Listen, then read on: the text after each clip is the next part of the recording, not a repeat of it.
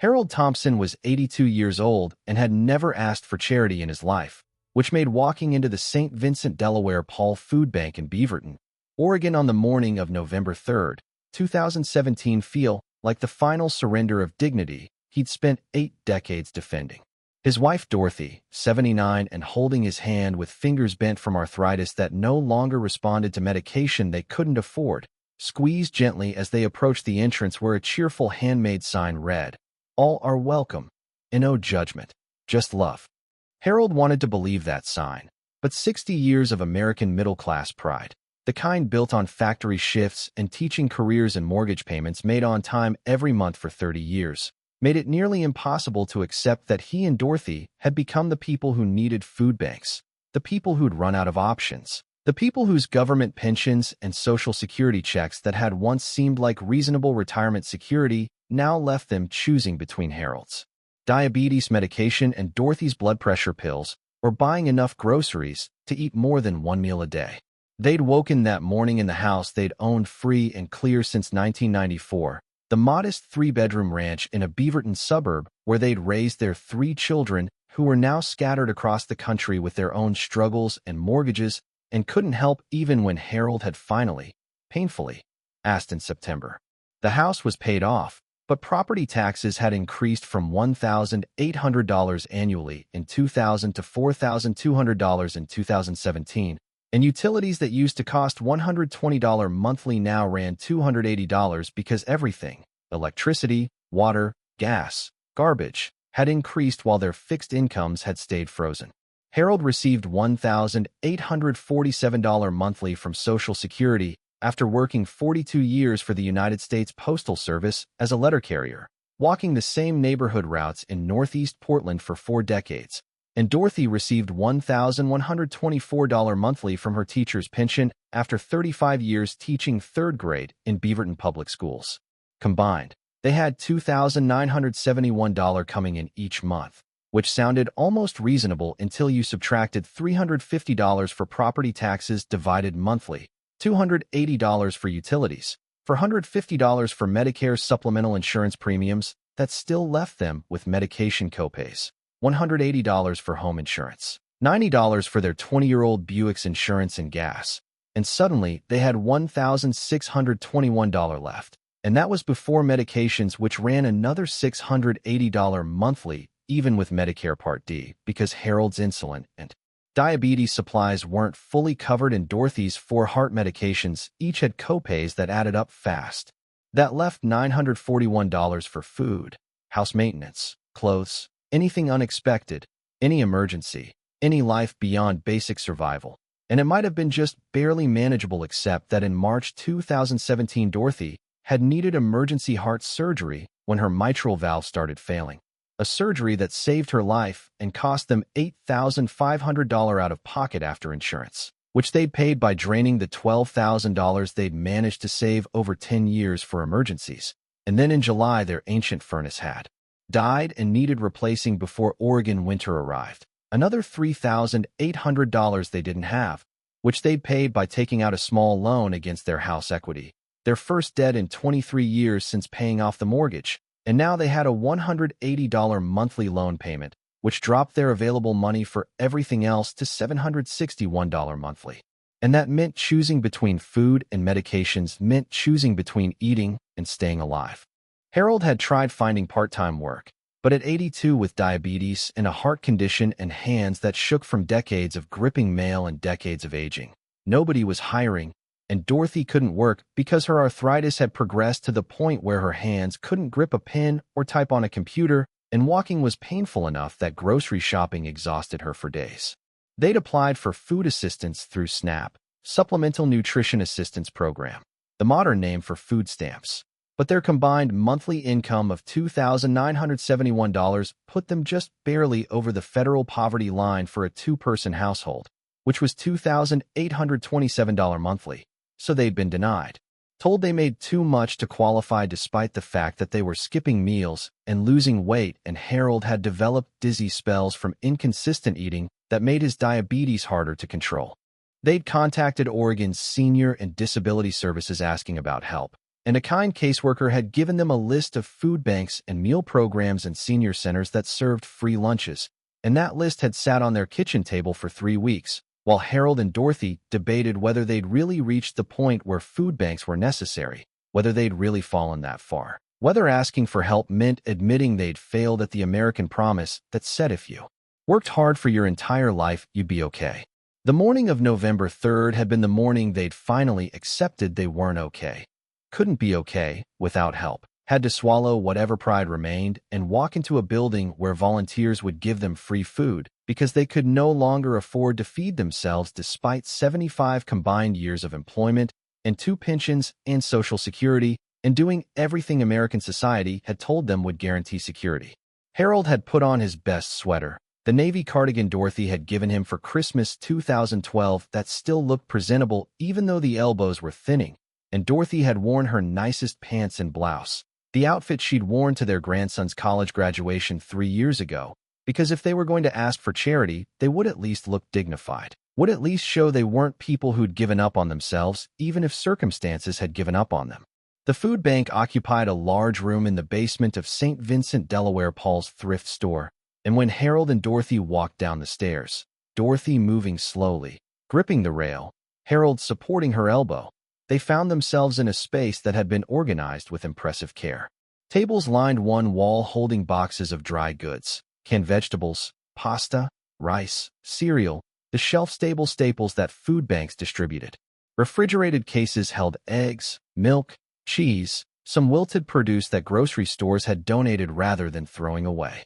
Frozen turkeys were stacked in a large freezer marked Thanksgiving November 23rd, 1 per family.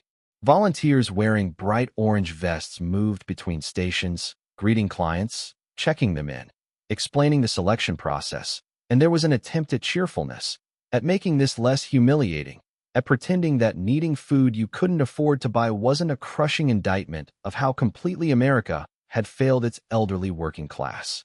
The morning shift coordinator was a young woman named Ashley, 23 years old, a college senior at Portland State University, studying social work and volunteering at St. Vincent's to complete her practicum hours.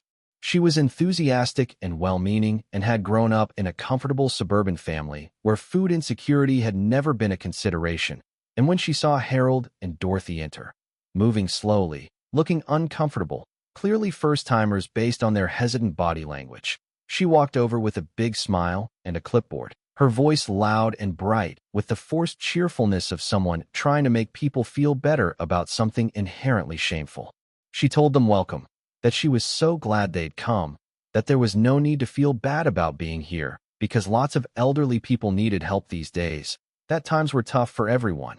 And would they please fill out this intake form with their names and address and household size so the food bank could track how many people they were serving. Dorothy had started filling out the form with a pen that Ashley provided, but her arthritic hands made writing difficult and the letters came out shaky and barely legible. And Ashley had noticed and said in that same bright voice that she could help if writing was hard, that lots of seniors had trouble with forms. And Dorothy had looked at Harold with an expression that combined humiliation and resignation and something close to despair. Harold had taken the pen and finished the form himself, his own handwriting not much better, the tremor in his hands making him grip too tight and press too hard. And when he handed it back to Ashley, she glanced at it and said something about how it must be difficult getting older, how her own grandparents were struggling too, how it was good that services like this existed to help people who couldn't help themselves anymore. That phrase, couldn't help themselves anymore, had hit Harold like a physical blow because he and Dorothy had spent their entire adult lives helping themselves, working 50 and 60-hour weeks when necessary, raising 3 children, paying taxes, contributing to their communities, doing everything right. And now this girl young enough to be their granddaughter was speaking to them as though they were incapable, as though age had rendered them helpless charity cases rather than people who'd been systematically impoverished by a society that valued their labor for 40 years but abandoned them the moment that labor ended. Ashley had continued talking, explaining that they could select 15 items from the dry goods tables and 5 items from the cold cases, and that if they needed personal care items like soap or toothpaste, there was a separate table for that. all delivered in a tone of patient instruction as though Harold and Dorothy might not understand how to choose food for themselves despite having shopped for groceries successfully for 60 combined years of marriage.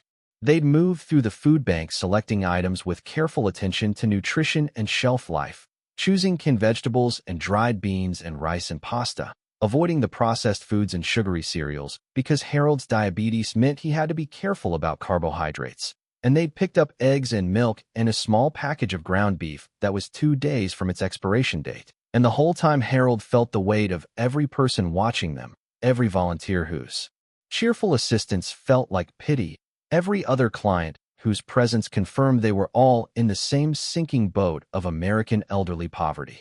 When they'd finished selecting their allotted items and brought everything to the checkout table, where volunteers packed it into reusable bags, Ashley had appeared again and told them in a voice loud enough that several other people turned to look that they shouldn't be embarrassed about needing help, that it wasn't their fault that health care was expensive and Social Security wasn't enough, that everybody understood how hard it was for elderly people these days.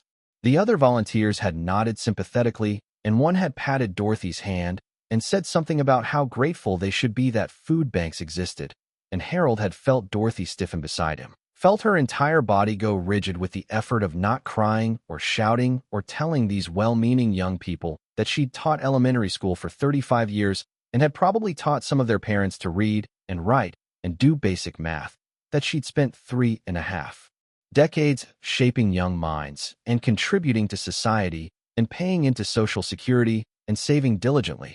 And now she was being patronized by volunteers who seemed to think that being old and poor meant being stupid or incompetent or deserving of condescending sympathy rather than systemic rage at a society that had broken its promises. They'd thanked the volunteers with whatever dignity they could muster and carried their 2 bags of food up the stairs and out to their car. And once they were inside with the doors closed, Dorothy had started crying. Not dramatic sobs, but quiet tears that ran down her weathered face, while she tried to stop them and couldn't.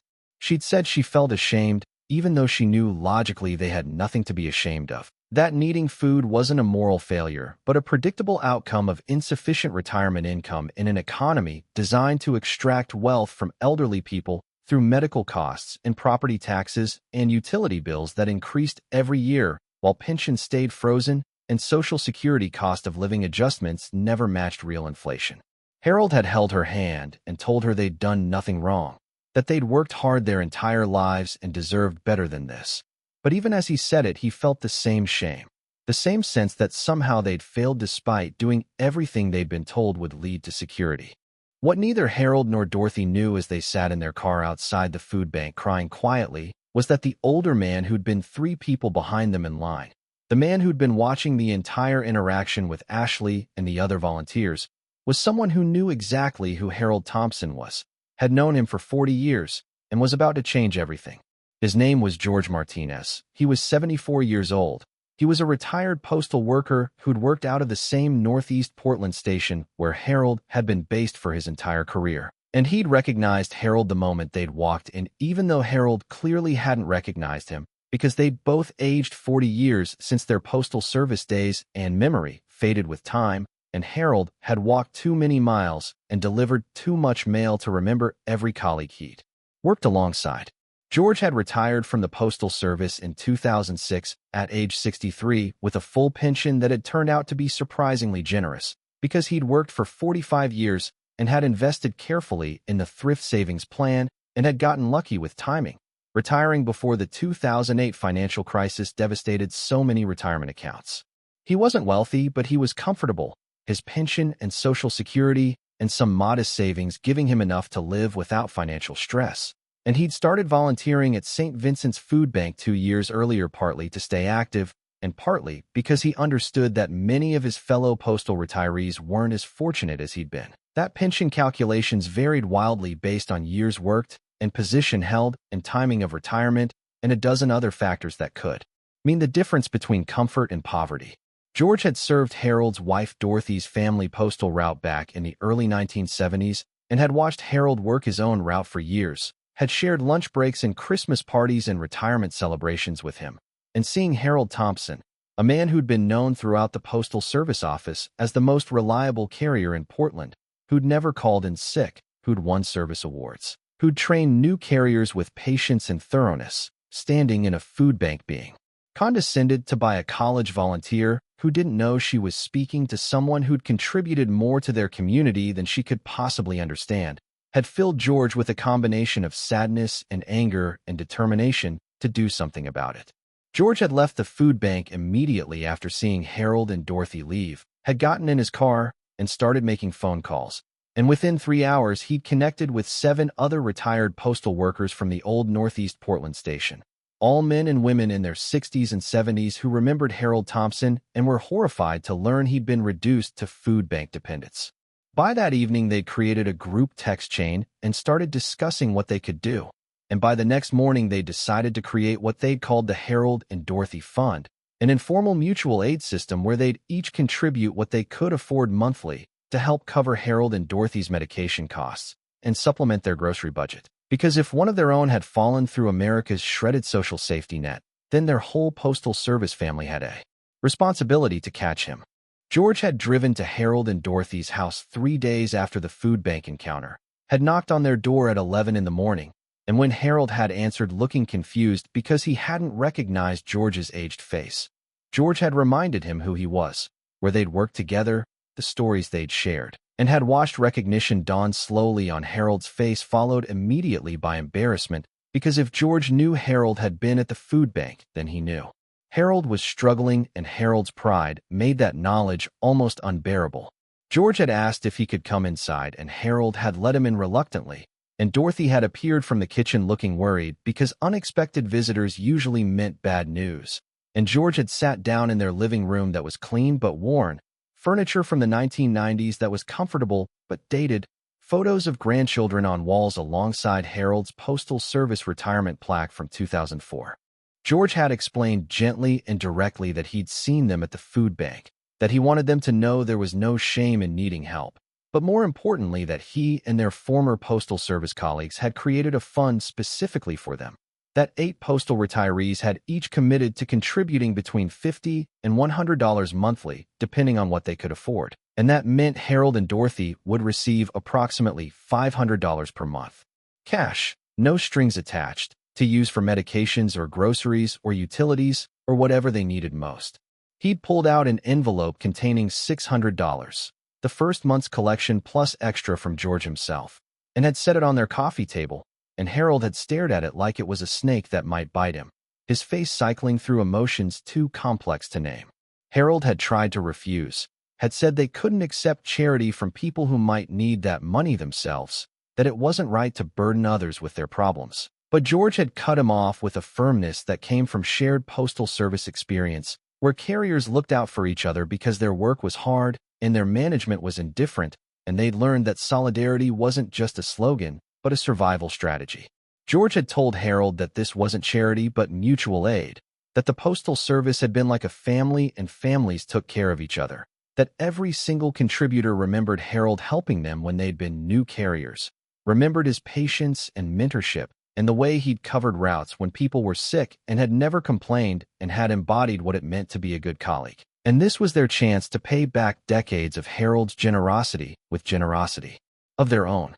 Dorothy had started crying again, but this time not from shame, but from relief, from the overwhelming emotional release of realizing they wouldn't have to choose between insulin and groceries anymore, that they could afford to turn on the heat in winter and keep their medications current, and maybe even buy Dorothy the wrist braces her doctor had recommended for her arthritis, but which cost $80 and had seemed impossibly expensive. Harold had cried too, quietly, his shoulders shaking while George sat with them and let them process what this meant.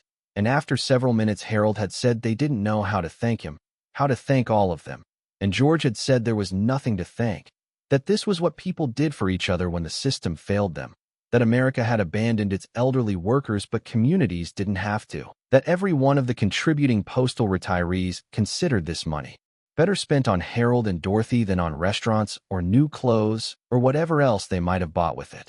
Over the following weeks, George had stayed in close contact with Harold and Dorothy, checking in weekly, making sure they were actually using the money rather than trying to save it out of some misplaced sense that they shouldn't spend help that had been freely given. He'd also expanded his network, reaching out to the wider Portland Postal Service retiree community. And by December 2017, the informal Harold and Dorothy Fund had grown to include 15 contributors and was bringing in approximately $800 monthly. And George had started helping Harold navigate the bureaucracy of prescription assistance programs and Medicare appeals and senior services that Harold hadn't known existed because the system was deliberately complicated to discourage people from accessing benefits they were entitled to receive. George had also discovered during these conversations that Harold and Dorothy weren't alone, that at least a dozen other postal retirees in the Portland area were struggling with similar medication versus food choices, with insufficient pensions, with the grinding poverty that America inflicted on elderly workers whose labor had been valued right up until the moment it ended. He'd started organizing monthly gatherings at a local diner where postal retirees could meet and share information about resources and support systems, and these gatherings had evolved into something larger than just practical assistance. They'd become a space where elderly people who'd been made invisible by a society that worshipped youth and productivity could be seen and heard and valued again, where their decades of contribution weren't dismissed but honored, where the phrase, elderly people needing help, was replaced with elderly people who built this city and deserve recognition. By March 2018, 6 months after the food bank encounter that had triggered everything, Harold and Dorothy's situation had stabilized significantly. The monthly assistance meant they could afford all their medications and adequate groceries, and could keep their house heated without anxiety about utility bills. Harold's diabetes had improved because he was eating regularly and consistently. Dorothy's arthritis pain had decreased because she could afford her full medication regimen and had bought proper wrist supports. They'd gone back to the food bank exactly once more in February, and this time they'd walked in as donors rather than clients, bringing boxes of non-perishable goods they'd bought specifically to contribute because they wanted other people in their situation to have access to food even if they couldn't afford it. Ashley had been working that day and had recognized them and had started to direct them toward the client intake table. But Harold had gently explained they were donating today, and Ashley had looked momentarily confused, as though the trajectory from food bank client to food bank donor didn't compute in her understanding of how poverty worked. And Harold had explained that they'd been helped by their community, and now they wanted to help others, that receiving assistance when you needed it and giving assistance when you could were both part of the same cycle of mutual care that kept communities functional when systems failed. Ashley had looked thoughtful and had thanked them for the donation, and Harold had noticed that her tone was different this time, less bright and condescending and more genuinely respectful, as though seeing elderly poverty followed by elderly resilience followed by elderly generosity had complicated her assumptions about what it meant to need help. The story of the Harold and Dorothy Fund had spread through Portland's postal retiree network and had inspired similar efforts in other cities where retired postal workers were organizing mutual aid systems for colleagues who were struggling. George had been contacted by retiree groups in Seattle and Eugene and Sacramento asking how to replicate the model, and he'd shared everything he'd learned about informal fundraising and distribution systems and the importance of maintaining dignity and autonomy for recipients rather than creating dependency. The Postal Service Union had even written an article about the fund in their quarterly magazine, highlighting it as an example of worker solidarity extending into retirement, and the publicity had brought in additional donations from postal workers who were still employed and wanted to support the generation that had come before them.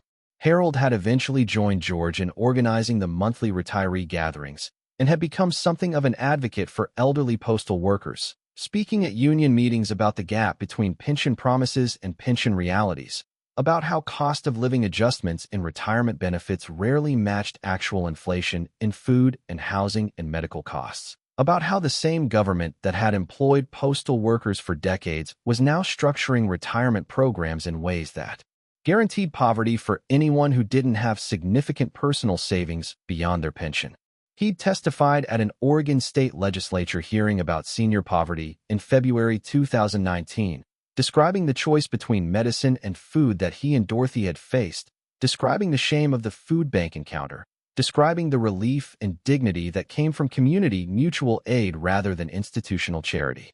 Dorothy had become involved in a local senior center that offered free lunches and social activities, and she'd started teaching informal classes there.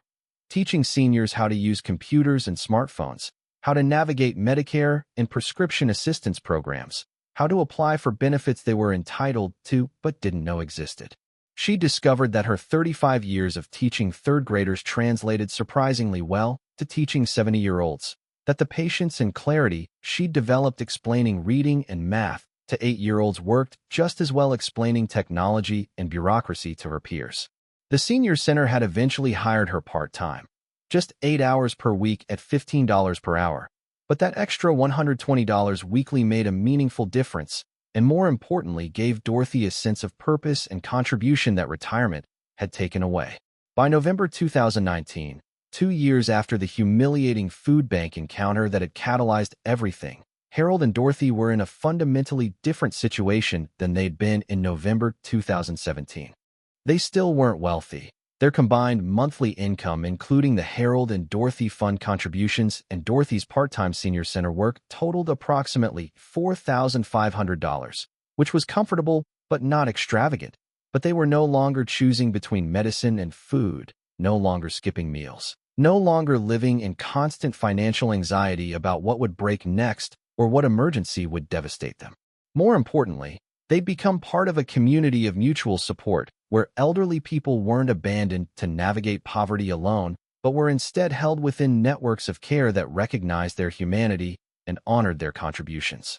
Harold still thought sometimes about that morning in November 2017, about Ashley's bright, condescending voice telling them not to be embarrassed about needing help, about the way her words had assumed that elderly poverty was natural and inevitable rather than a deliberate policy choice by a society that could easily afford to provide dignified retirements for everyone, but instead chose to let elderly workers fall into poverty while billionaires accumulated wealth they could never spend.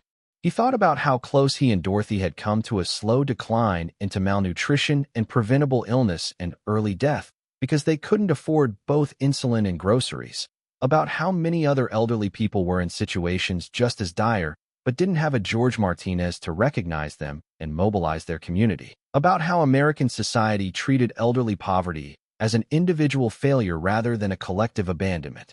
But he also thought about George showing up at their door with an envelope of money and dignity, about the 15 postal retirees who decided their former colleagues' well-being mattered more than their own discretionary spending, about the network of mutual aid that had grown from one moment of recognition into a sustainable system of support.